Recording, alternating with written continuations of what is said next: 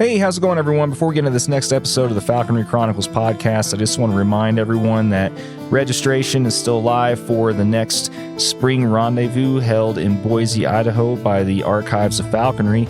It's April 18th to the 20th, and the theme of this year's rendezvous is the Quarry of Falconry.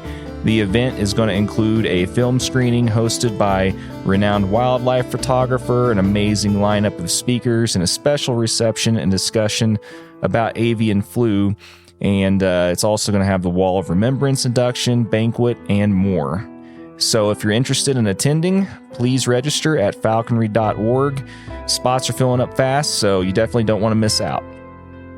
And if you're in the market for a new hunting partner for next season, particularly a parent-reared North American Finnish or Russian goshawk, definitely keep Seth Roy in mind. Hit him up at northmountaingoshawks.com, or you can hit him up at North Mountain Goshawks on Facebook, or send him an email at ostringer3@gmail.com. He produces really nice game hawks, and he can also do ISs for imprints as well, but he specializes in parent-reared goshawks, so if you're in the market, definitely hit him up and get on that list before it fills up. Okay, on to this next episode of the Falconry Chronicles podcast.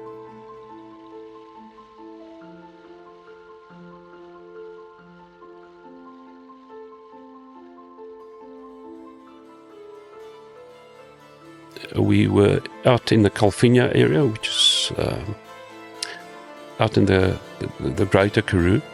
And I walked with the lanner up to into a little gorge, and there's these wild rock pigeons sitting on a cliff, and put her up, and I had some tremendous stoops down that cliff face with her, and just even though she didn't catch, because you can see those Rockies were hunted before by wild birds, so they know exactly where to go when they come off that cliff face. So they've got their little escape routes and bushes where they go into.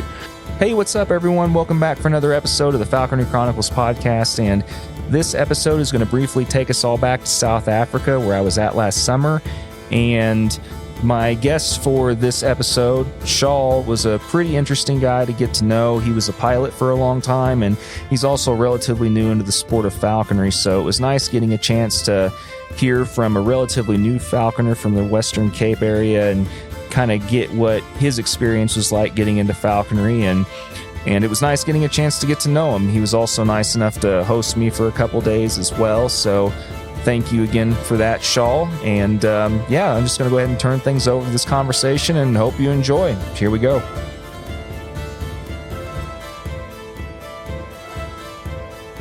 Yeah, so the brandy that you all have introduced me to this week has been pretty potent, I'm not going to lie. Yeah,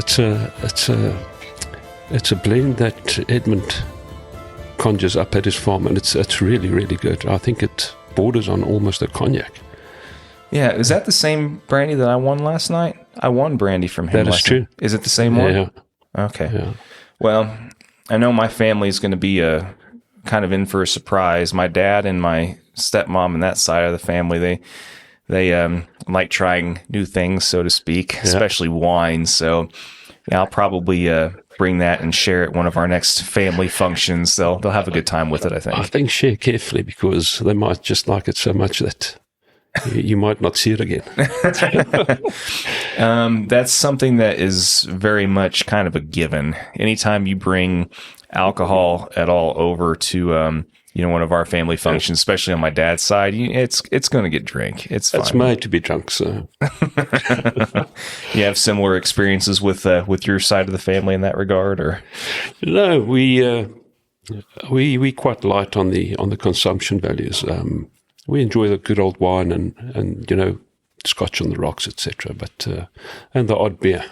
So, yeah. No, it's been nice being able to experience a lot of what Africa has to offer, especially South Africa, in such a short amount of time. I mean, I wish I had more time, but there's never enough time. Yeah, no, there's never enough time, unfortunately. I wish that I had another week to spend here and just kind of get a gist of how things are.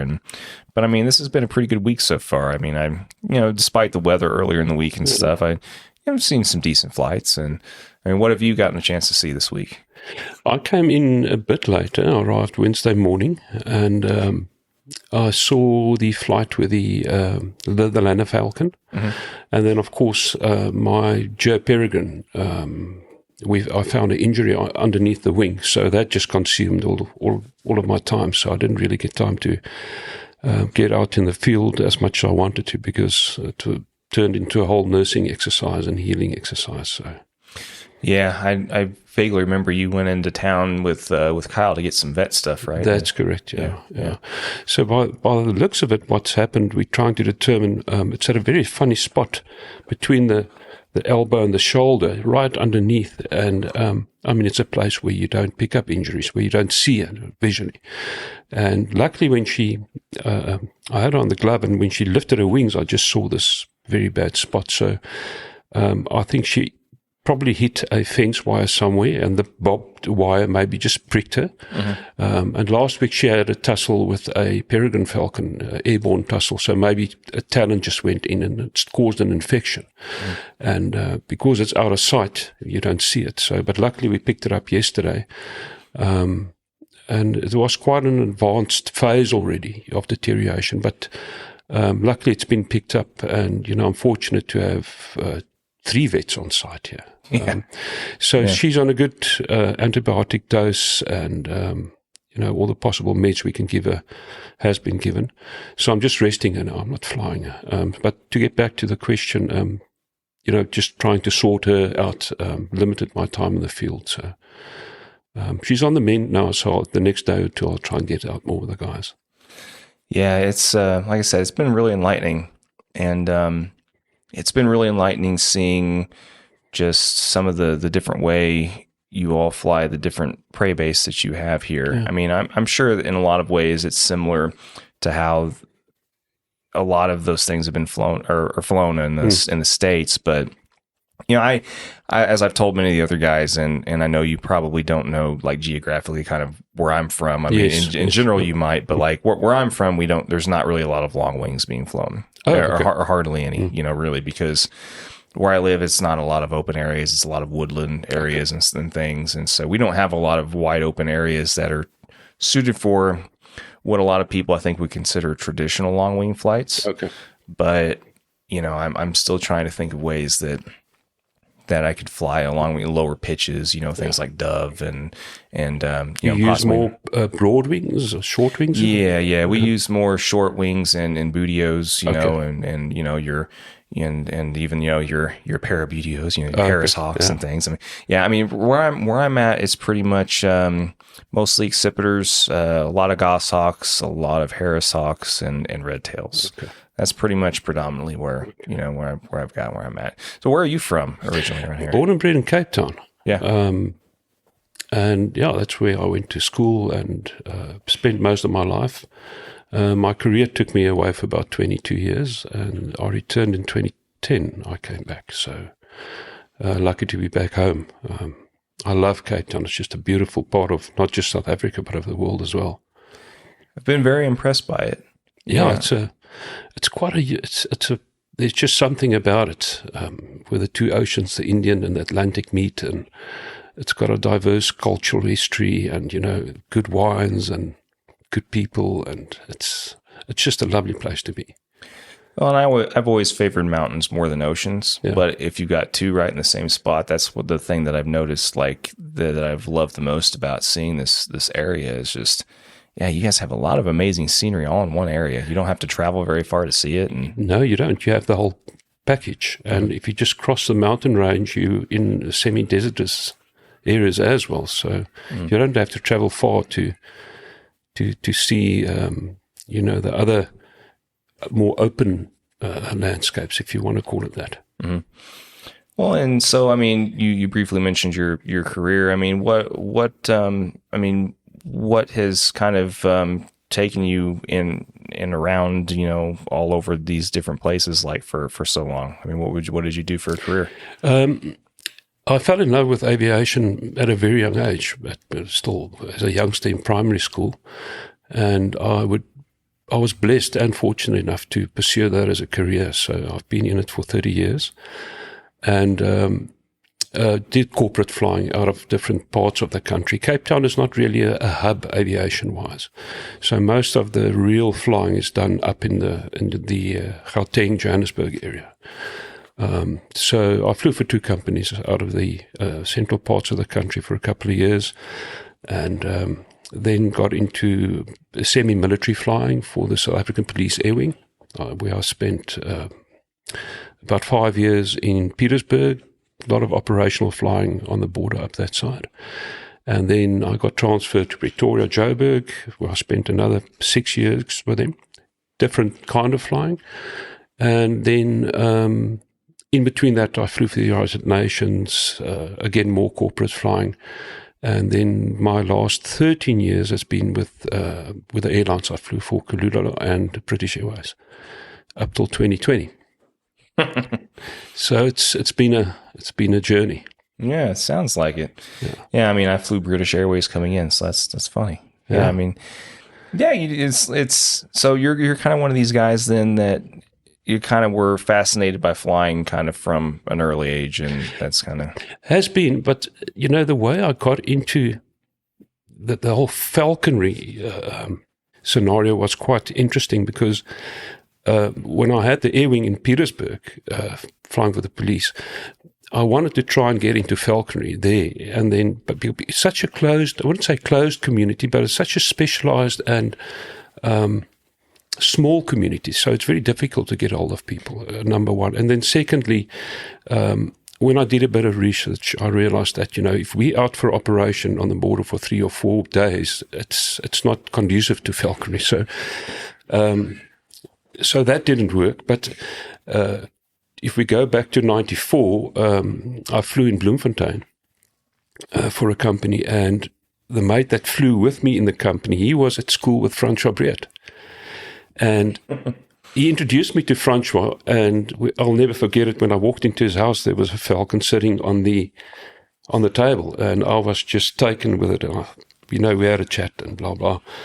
And obviously that was 94, so... I was stuck smack bang in the middle of my career, so Flying Falcons was out. And so lo and behold, in 2020, after all of that time, that same friend came and visited me in Cape Town. And I haven't seen Francois since 94.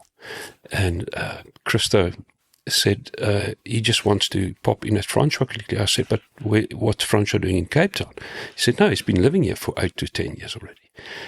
And we went to his house, and lo and behold, opened the front door, and there was a falcon sitting on the table. He was busy imping it. And I stopped flying in 2020. So when it's almost like it was sent over my path, because I was a bit concerned, with the flying that stopped. What am I going to do now? Because I believe, if a man sits, a man dies. And I had a good chat with Francois, and I think most experienced falconers, especially like him, he's got years of experience there. They go, yeah, I want to see this one go, because most of the guys they're interested, but they never follow through with it. And I just stuck to my guns because I'm passionate about it, and that's how I got into it. And here I am, still a youngster, an old youngster in falconry. So I've been in it for almost 3 years. And it's an incredible journey.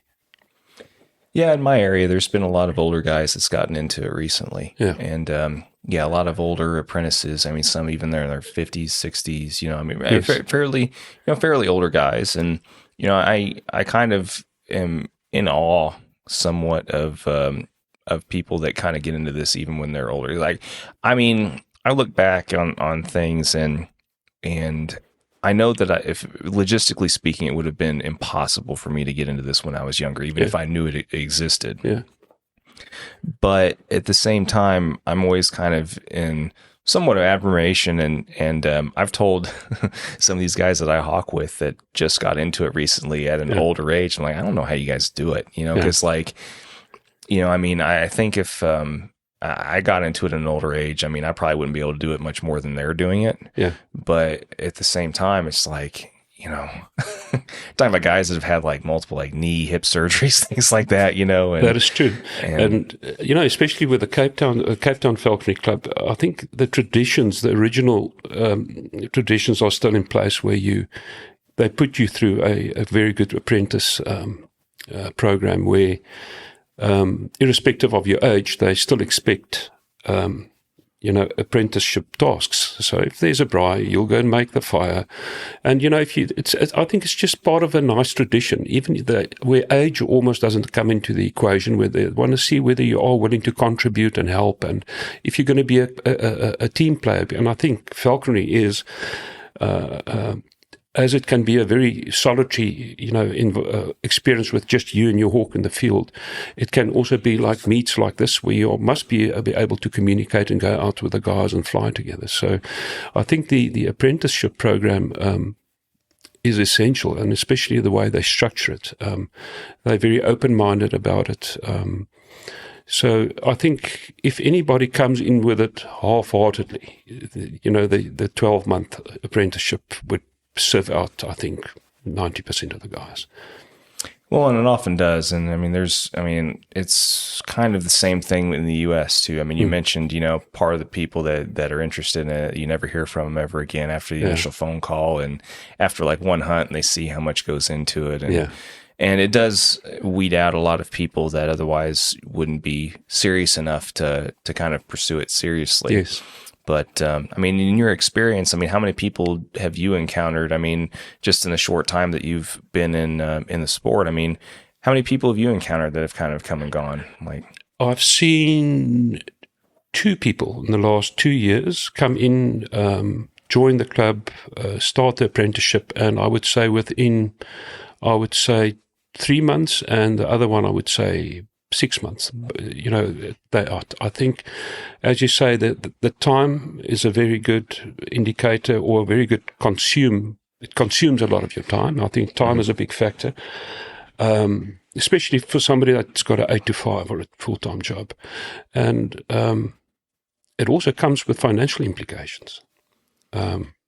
So I think, when you add those two in the mixing bowl and the amount of time you need to spend out there, and really you need to be dedicated to this. It's not a parrot you can put in a cage and say, okay, I'll go a week or 2 weeks later. It's a full-time, it's not even a hobby, it's a full-time passion. Sure. And, just in the short time that you've been, in falconry, and just a short time that you've been in falconry, what have you experienced kind of on your end of things? How have things gone for you? I started off with a Sipiter, African goshawk. It was a musket. I was actually unfortunate. I manned it and then did a couple of flights with it, and then it picked up a very bad dose of France. Nursed it for 2 weeks, nebulized. We did as much as we could, but he just didn't make it. So that actually didn't start off that well. And after that, I flew 2 lanners, which came out of a sanctuary, and then I flew a second one, and I just love the lanner falcons. I like the way they fly. I was more with them. It was more did a bit more thermal flying. And then I also had a fairly matured female goshawk, also from a rescue center. And she wasn't a good player or hunter in the field because, she was fairly old already. But I got her to hunt in barns at night with the lights. And she would go into the farmers' barns and take pigeons. And, of course, the pigeons in the farmers' barns and making a mess all over the equipment and the food, I was welcomed. So, and then I got the opportunity after the last lanner falcon the club approached me.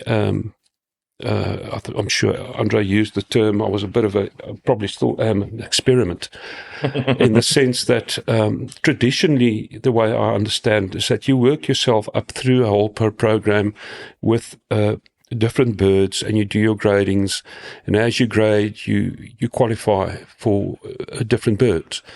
But the club is very open-minded, and they think out of the box, and I would almost say the argument was, listen, we're sitting with a guy that's 50 years old.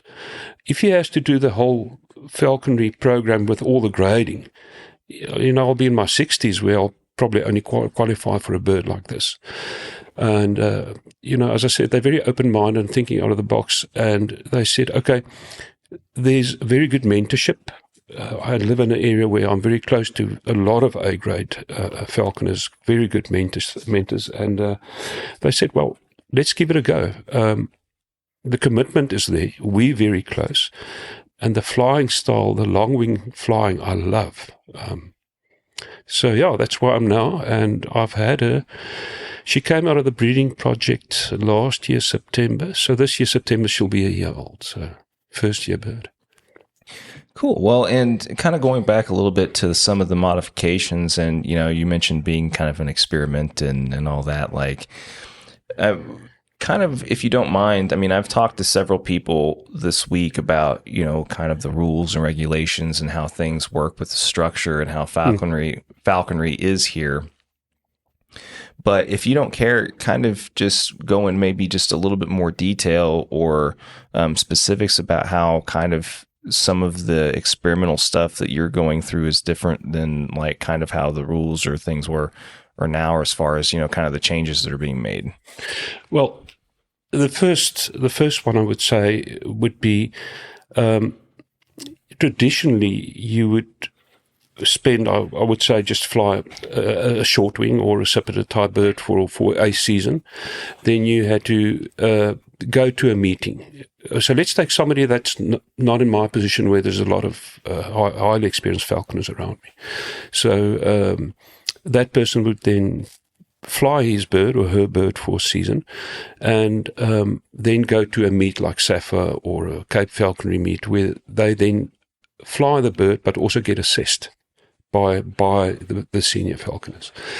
Then a grading would take place, and then if the grading is positive, that person can then progress to a different or higher level bird that's got completely different flying characteristics, for example, and then go back and repeat the same process, get another grading.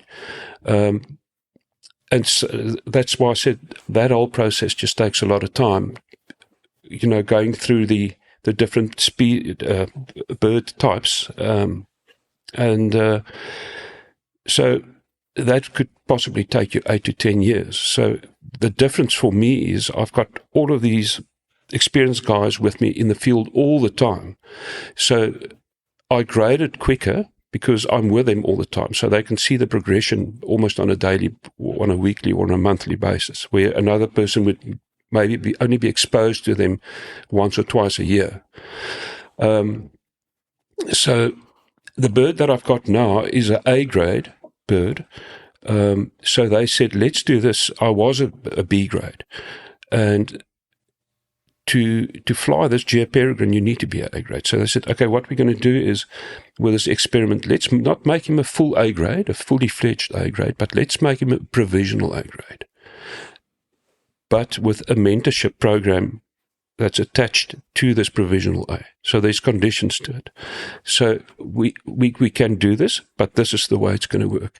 You're going to fly this bird with us, and we're going to give you a training regime or a training program, and then we'll monitor the situation and see how you and the bird develop together, and then we'll assess to see whether this project is working or it's not working. And I think the nice thing with that is no harm done to the bird, because there's so much supervision. If there's mistakes being made, they get rectified very quickly. If there's better ideas filtering into the system, they bring them up very quickly. So I think it's for someone at my age, it's actually a privilege to have that way of thinking around me out of the box. Where, I'm sure you'll have other clubs somewhere else in the world, or even in South Africa, where they'll just say, we stick to our guns and you stick with the program. And then you would technically never really have the opportunity to fly a bird like a geoperegrine if you are a bit later of age. So there's no perfect system. And I've had this kind of conversation with other guys this week, and I have actually asked them, some of them anyway, the question of, well, if there was anything that you could change, or, I mean, is there anything in particular that you think, I mean, if it could be tweaked, I mean, what would it be? And it's kind of interesting that this kind of seems like it's kind of already happening in a way. It is happening, yes. Yeah, and I guess it's a good thing because, I mean, there are some guys that I think, could probably, with the right mentorship in place, readily available, and with the drive that they have, and if they are naturals and things like that, like, I do think that there are aspects of the South African system that you guys have here that would be kind of neat to have in the States to some degree, because, I mean, with the way the States work, I mean, you spend your time as an apprentice, and then once you become a general, you can have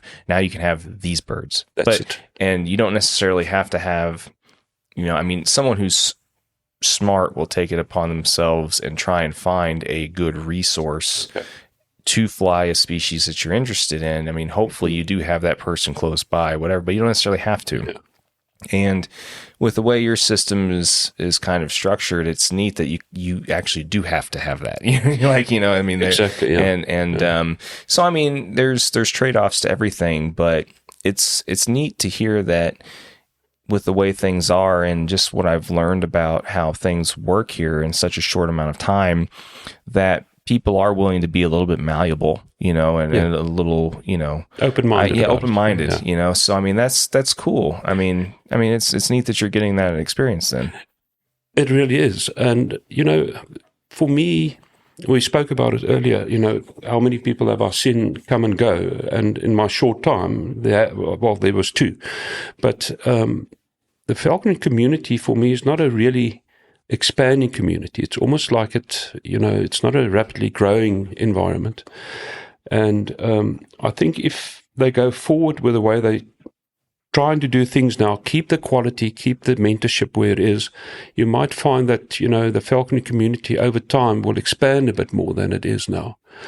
And then the second thing is, I also think, some people are attracted to a species of bird, and some people are attracted to a type of flying style. So if you are attracted to a different, like a long wing, which is our kind of, or my kind of style of flying, which I like high and wide and far, and you start off the program with, let's say, an accipiter or a beauty or whatever, and you have to wait your 5, 6, 7, 8 years to get to what you really want to fly. You might find that, those people, although they become fully fledged falconers, that they don't see the whole program through to where they want to get to, because the time periods involved are just so long. So I think with this new system or experimental system where the quality, there's no influence on the quality, you might find that people that is aspiring to a different kind of flight style, a different species, I think that will be accessible in a shorter amount of time, providing that person probably is in the area where there is very good mentorship to oversee that process. Yeah, and I think that's not necessarily a bad thing. I mean, there's some people that would probably have the argument, well, it's like, well, if I've put in the time and I've, been able to, I don't know, I show that I'm dedicated enough to do this, or this, then then even if I don't necessarily have a close resource, I should still be able to at least try to fly, even if I can find somebody that's not even local to kind of be a resource for me. I should be able to fly this species, but, at the same time, I mean, it at least provides food for thought. You know what I mean? It does. Yeah. But yeah, no, I mean, that's great though. I mean, to be able to fly that type of bird in such a short amount of time and be successful at it. And like you said, it's cool stuff. Yeah, it is. I'm very privileged. And as I said, the guys are just open-minded. But as I said, it comes with a program. It's not a loose-end, open-ended system. It's this is the way it's going to work. This is the training program. For the first couple of flights or X amount of flights, you're flying with us. And then as you progress with a bird and they see that you're getting comfortable and the bird is adhering to what you wanted to do, then they slowly release you, but still never to a point where they'll just let you go. There's always input from their side, or come fly with us, or, tomorrow I want to go fly with you. So there's always a point where they're still monitoring it. They never just let go, it's a fantastic system. I think for me, because I'm so young in falconry, number one, although I'm confident alone in the field with a jur, it's always nice to have an experienced guy with me, because I might be making subtle mistakes that my inexperience doesn't, show me, where that senior guy can say, listen, just change or tweak this a bit, or don't do that. So it's always nice to have that bit of oversight when you're out in the field. And whenever you do go out and fly, is somebody always with you, or do you have enough trust now to where you can, or enough confidence and other people have enough trust in you to where you fly solo a decent amount of times? Or yeah, I fly solo most of the times now. But it's also, other than being falconry members, we're also friends. So it is nice to see your friends, and sometimes we go out and make a little fire somewhere and put our birds up. And but I'm completely at ease. And with our legislation being an exotic bird, it has to have 2 transmitters on it. So, which I've got, and my one transmitter is a nice Marshall Telemetry GPS. So that gives me a lot of peace of mind, and I found that it's given me a lot more self-confidence and knowing exactly where the bird is. Look, I went through the I wouldn't say old program, the program where you track with a traditional tracking system.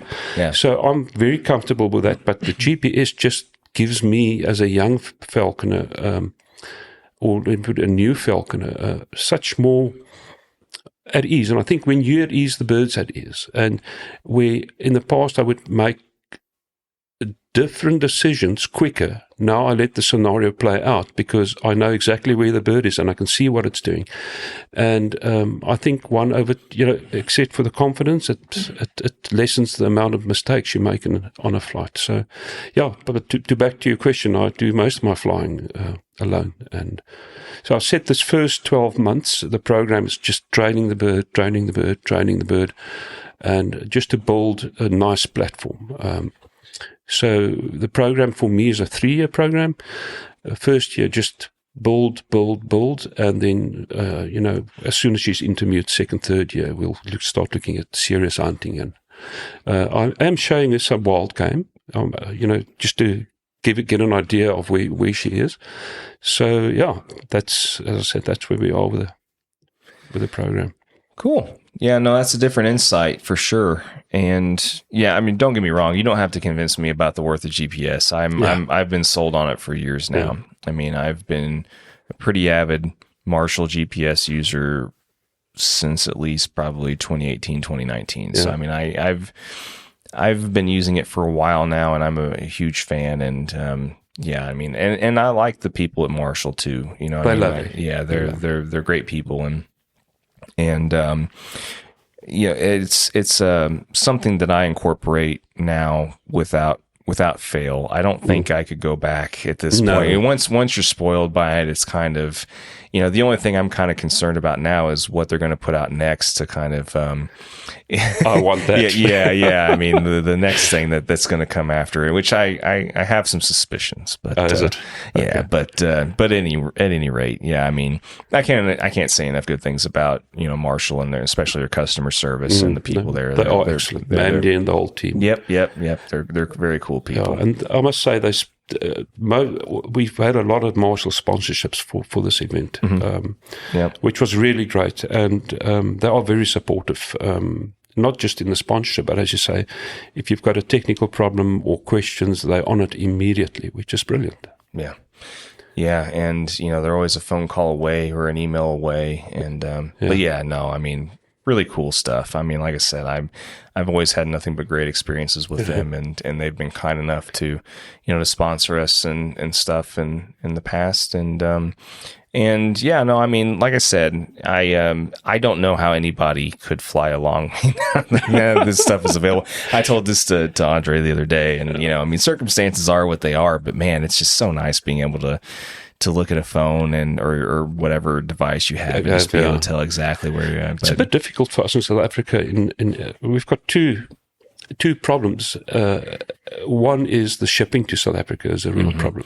Yeah, the currency issues. And then secondly, the currency is just running amok. So it's a very expensive tool to get in, and not everybody can afford it. And to get them secondhand, even then just to get them shipped here is also a problem, This probably goes up in value. That is true. No, like I said, I'm sold on it and have been for a while. But that brings me to another question I kind of want to ask you, though, is, I mean, have your mentors kind of showed you the traditional ways of tracking a bird, though? I mean, yes. it's one thing to be spoiled by GPS, but it's also nice to know just the general, the sign, to follow.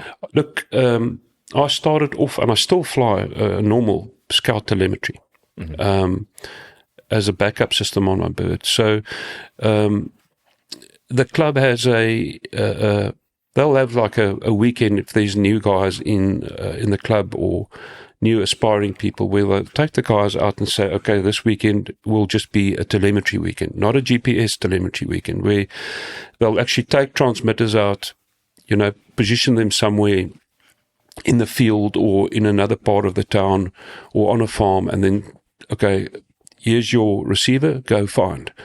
So just to hone those skills and, to get the guys comfortable with how it works over short and long distances, to really get to know the system well, because it's got its tricks, with sitting and flying birds and distances, etc. So definitely, and I don't think that I wouldn't recommend anybody to just fly GPS if they're not confident with the old system. I think it's paramount that they still keep that as part of their falconry equipment, and be confident and up to date with how to use it. Definitely yes, to answer your question. Yeah, I mean, it's definitely worthwhile to know, just the general stuff too. I mean, how people had to track birds back before even traditional beeps and bells everything else, and bells, and just knowing what to look for. And I mean, even when you have the technology available, it's not, like you said, it's not always pinpoint accurate. You still have to figure out sometimes, give or take a little bit of position to where your bird is. Triangulate. So, yeah, exactly. Yeah. Well, let's go ahead and shift some focus then to, we always kind of talk about, favorite flights or, favorite experiences or memorable experiences that people have. And, I know that you've not been in the sport very long, but I'm sure at this point you've still got some memorable flights or experiences with a couple of the birds that you've flown. Just go ahead and share a couple of those if you don't care. Well, they will be successful and unsuccessful, very nice flights. We were out in the Calvinia area, which is out in the greater Karoo, and I walked with the lanner up to into a little gorge, and there's these wild rock pigeons sitting on a cliff, and put her up, and I had some tremendous stoops down that cliff face with her, and just, even though she didn't catch, because you can see those rockies were hunted before by wild birds, so they know exactly where to go when they come off that cliff face. So they've got their little escape routes and bushes where they go into. And then the Namakwa sandgrouse with us, a protected species. It's not just a huntable day by day a species. I got a permit through Cape Nature for a 2-month slot. They're quite on it. They want to know where, when, landowners' permission. And that specific lanner, I had a nice flight. She mounted up to 710 meters. and got some grouse up underneath it, and successful flight, got a sand grouse, which is like almost for me a trophy flight, so that definitely stands out.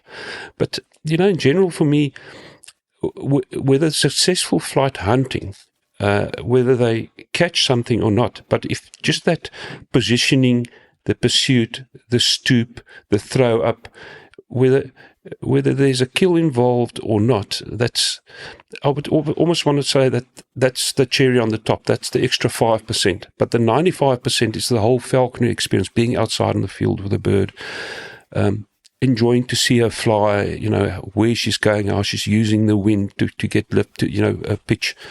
And, and then, of course, the pursuit and all of that, just that whole experience makes it special. So most of my days in the field are just special. But as you say, you do have those ones that just really stand out. Yeah. So I would say those, especially the grouse, was, I would say, a highlight for me. Cool. And was that bird that you were flying at that particular time probably one of the most memorable birds that you've flown so far then too? Or yes, that was a lanner that we trapped. It was a wild take, obviously with permits and everything in place. And so a lovely bird. And I kept her for a season, and then when this avenue then started opening up, when the club said, listen, let's see where this can go. Think about it, what you want to do. They never force things. I mean, it's always just a nice open chat. Nothing is pressed into a corner. And, I like the long wing flying, but I really love the lanner mentality. They're so clever, and they really just tame down so nicely. But I thought myself, I was successful with her. I did fly. I did enjoy her. Give her back to nature, which I really enjoyed just giving them back. And then after that, obviously now the Geo Peregrine. So I've got part of my lanner back, but the flight style of the Peregrine. So I've got the best of both now. Happy man. Awesome. Well, and as far as, what do you, I know you're going to kind of be occupied with this particular bird, for a while, but are there any other species that you look forward to flying in the future? It's an interesting and also a good question, because when I had Eva, the lanner, I thought, and they came up with this. They said, well, you've got the option to keep as a provisional A grade. You can keep or always get another one later on. But, my thought train was of such a nature that I wanted to devote all my time and energy to one bird. If you have two, there always, I think, be a bit of a subtle favoritism somewhere. And with that goes a bit more time and a bit more. So, and then when I got this bird now, Storm, with the training and the new experiences, I think it's so premature for me that I'm so engulfed by this whole new, nice and lovely experience. I'm not really thinking that far. If I was presented with another bird now, I'll just say not now, because I would like to see this 3-year program through with just her. And if I'm confident going forward after another 2 or 3 years, then I think I'll open up and maybe think, what I want to do. I've always been a bit of a Harris fan hawk. A Harris hawk fan. And I think the nice thing with that is you've got 2 different hunting styles. So if you can't fly weather-wise the Geo, you can take the Harris out and go and have fun with that. You can go out in day and night. You've got a variety of species. Time will tell. But for the next 2-3 years, I think I'm going to be tied down to this bird. That's probably a pretty good answer. Sometimes it's best not to look too far ahead. No, just take every day as it comes. Yeah, you can get sucked into to some to some unwanted rabbit holes, thinking about things that instead of focusing on the present sometimes. So, but John, then something like this happens where your bird gets injured or nicked, and then there's infection, and if God forbids, if something happens to them and the bird passes away, then it forces your hand again, hey? So then what do you do then? Then it opens up the equation is completely open then. So as you say, I just take it day for day. I enjoy it thoroughly and try to do my best. But accidents happen, and they happen to them out in the wild, and they will happen with you as well. Yeah. So, their power lines are all over the world. Wild birds are there. They have a tussle in the air. Or, she can take something into ground and end up in a bush and get pierced by a twig, and you don't see it. There's an infection, So, as I said, this is just a day-for-day journey for me, and I really love it. Yeah, all that stuff is just as much a part of falconry, unfortunately, than all the cool stuff. Yeah, Charl Lotriet told me, and it's I'll never forget it. He told me two things, and it will stick with me until I die. The one was that falconry takes you places, and it surely does. I think personally and also geographically, you'll go to places which you've never seen. And then the second thing he said was, and that's also very true, in falconry, you'll have the highest highs, but also the lowest lows. And, for me, losing a bird is the lowest of lows. Releasing a bird is a very happy experience for me. He really, being successful with a bird and giving it back to nature. It's almost like, it's full circle. So, high highs and low lows, and those are absolute truths. Oh, yeah. Yeah, it's a very common theme in falconry, and one that we've talked about many times, and we'll talk about many more, I'm sure. But, I want to go ahead and end on the same note that I have been ending on with a lot of falconers. And, from your point of view, it'd probably be more from the new, up-and-coming falconer perspective of things. But what piece of advice would you like to give, like the current and up-and-coming, generations of falconers? Well, if I would say, it's like with my flying career, if you've got a passion and you've got a goal, pursue it, and do it with everything. You're going to struggle. You're going to, like, as I said, have your highs. You're also going to have your lows. But just keep on the path. It's a lovely journey. It's a very fulfilling journey. I think it adds a dimension to life that you cannot experience with your normal domesticated animals. It just broadens your way of thinking about things. Having a wild bird above you waiting on. So for any, I would say, young people trying to, or aspiring falcons, I would say there is a financial implication, but you don't have to have the most expensive equipment. Take your time, build yourself up over time. I would say make sure that you have good mentorships with you or mentors with you, and just try and spend as much time with them in the field, and let them help you through the process. And if you're not confident, don't.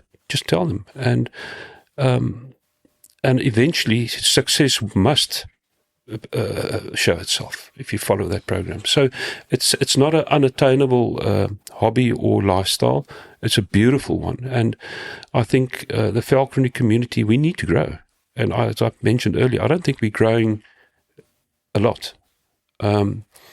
So I would just say, if you've got a goal and a passion, just stick to your guns. The people are there to help you. If they see that you're in it and that you're passionate about it, they'll go out of their way to assist and help, and carry you through the system and the goods and the lows to make you a successful falconer.